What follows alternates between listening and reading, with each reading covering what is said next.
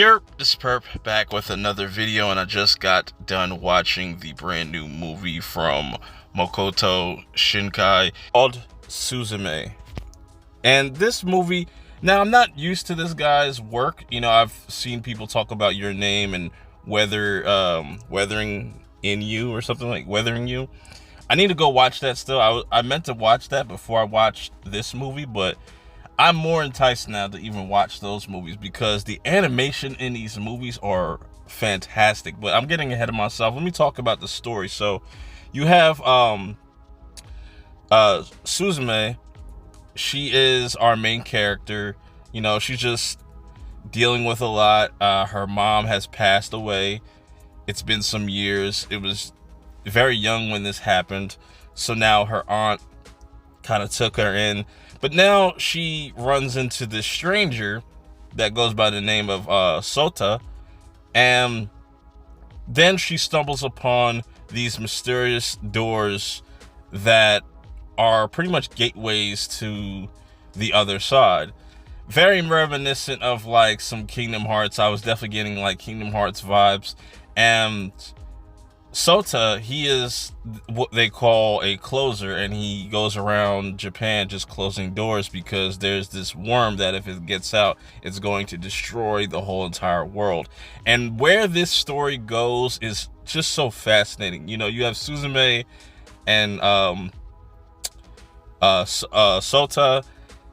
You know, they go on this epic adventure. There's this cat that they're following that ends up talking. This cat also turns Sota into a talking chair. And it's so bizarre, but it's so heartfelt and adventurous that it just keeps you entertained for the whole 2-hour run that this movie goes for. And, you know, just building relationships, friendships, dealing with family. You know, I really like the moments between Suzume and her aunt. Those were some of the strongest moments. But there was a specific moment towards the end that just brought everything home. I was just like, wow, that was really powerful. You know, because Suzume, she just trying to figure out like why she was chose to do this.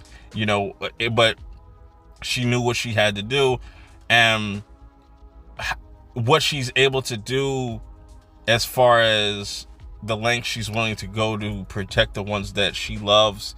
That was really dope. I really enjoyed this movie. Like I said, I talked about the animation. The animation is so clean and crisp.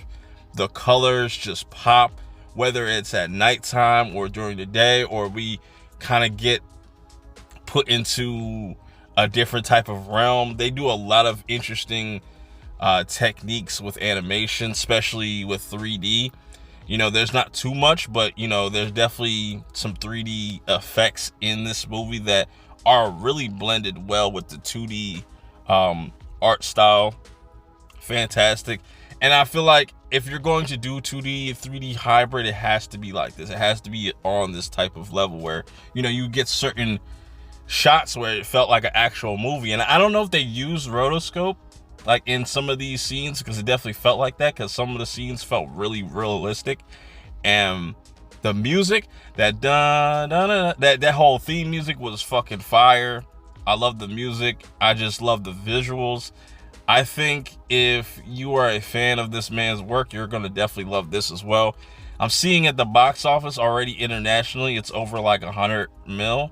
So I don't think it's gonna do that crazy in over here in the States, just because it's not playing at many theaters. I was like the only one in my theater, unfortunately. Maybe more people will, you know, gravitate towards this.